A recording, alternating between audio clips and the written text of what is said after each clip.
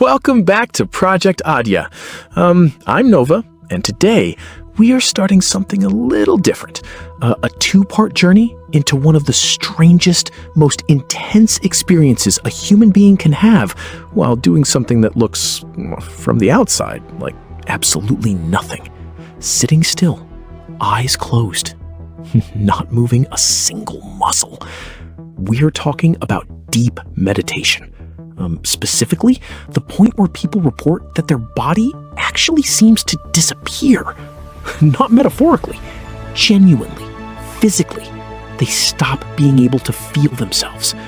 And what happens after that moment is either one of the most terrifying things a mind can go through, or one of the most freeing, depending on what you do next. Joining me today is Shoma, a neurobiologist and cognitive scientist who spends her time studying one of the hardest problems in all of science, consciousness itself, and what it's actually made of. Shoma, welcome to Project-Adya. And fair warning to our audience, this one gets intense. Nova, I appreciate the warning, though I'll say most of the intensity in this topic doesn't come from me. It comes from sitting still long enough to actually meet it. Which is, I imagine exactly why most of us never do. Exactly. We are exceptionally good at avoiding stillness. There's a reason for that, and it's the perfect place to start. So let's start there. Why is it that when we finally do sit still, really still for a long time, something starts to happen to how we feel our own body? Okay, so first, let's talk about how your brain normally keeps track of your body, because most people have never even thought about this. There's a system in your brain responsible for something called proprioception, which is just a fancy word for your brain's built-in sense of exactly where your body is in space, without you having to look at it. Right now, without looking down, you know where your feet are. You know your arm is at your side. That's proprioception. Constantly working in the background. The way it works is your nerves are constantly sending little updates up to a part of your brain called the somatosensory cortex. That's just the part of the brain that builds a live, moving map of your body. Every time you shift your weight, scratch your nose, adjust in your chair, new data comes in, and the brain updates the map. Left foot here, right hand there. But here's the thing about the brain. It is incredibly efficient, almost lazy in a good way. It does not like spending energy on information it doesn't need. So when you sit completely still, and I mean really still, for an extended stretch, something strange happens. No new updates are coming in. And because there's nothing new to render, the brain just stops updating the map. It's not that your body disappears, it's that the map of your body stops being refreshed. So it's not mystical at first, it's actually just a very literal, very physical consequence of not moving. Right, that's the foundation. And this is described beautifully in the piece we're working from today. Someone sitting in the dark, breathing until it becomes automatic. At first, the body is loud. There's an ache in the knee, an itch on the cheek, the pull of gravity. But if you don't react, if you just let those sensations sit there, without scratching, without shifting, the noise doesn't just get quieter. It starts to actually fade. And what replaces it isn't discomfort. It's this strange, specific sensation of absence. First the hands go. You know they're there, resting in your lap, but you can't feel them anymore. Then the legs, and the edge of where you end and the room begins, starts to blur. That sounds genuinely unsettling to read, let alone experience. It is. And this is exactly where most people who try this kind of deep meditation stop. Right at that threshold, right when the body starts to genuinely fade. The vast majority of people panic and open their eyes. Because what sounds peaceful when you read about it in an article is a very different experience when it's actually happening to you in real time. Walk me through what actually happens in that moment.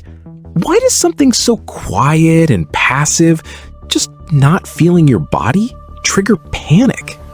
Because your brain has one job above almost everything else. And that job is keeping you alive. And your sense of self, what we call the ego, in the psychological sense, not the arrogant sense. The ego's entire function is to navigate the physical world. It exists to manage a body moving through space, avoiding danger, seeking resources, staying alive.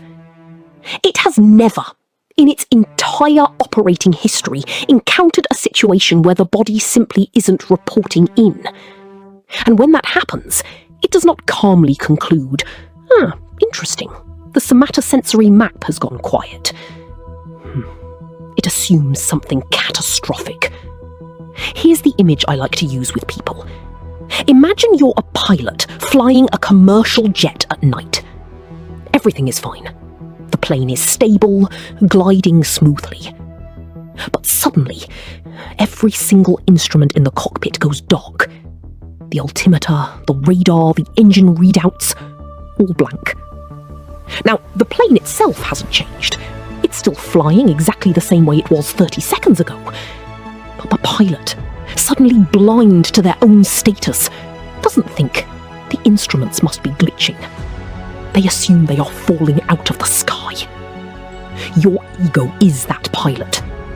When it suddenly can't feel the chest rising and falling, can't feel the heartbeat, can't locate itself in space anymore, it does not interpret that calmly.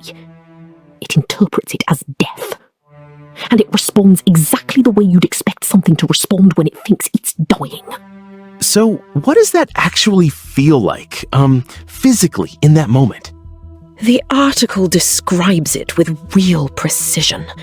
There's a sudden, violent spike of what feels like adrenaline, even though physically very little has changed in the body. A screaming internal voice that says, "Move, open your eyes, do something, or you will disappear and not come back." It's not an intellectual fear, it's primal. It's the oldest survival software in your brain firing at full volume. Because as far as it's concerned, you are about to cease to exist. And this is the exact fork in the road that determines everything. At that moment of maximum panic, you have exactly two options. You can obey the alarm, twitch a finger, shift your leg, open your eyes, and the moment you do, the somatosensory map instantly reboots. You're back, solid, safe, completely normal. Most people, understandably, take this option every single time. That sounds like it requires a level of trust in the process that most people just don't have in that moment. It does. And that is precisely why this experience is rare, even among people who meditate regularly for years.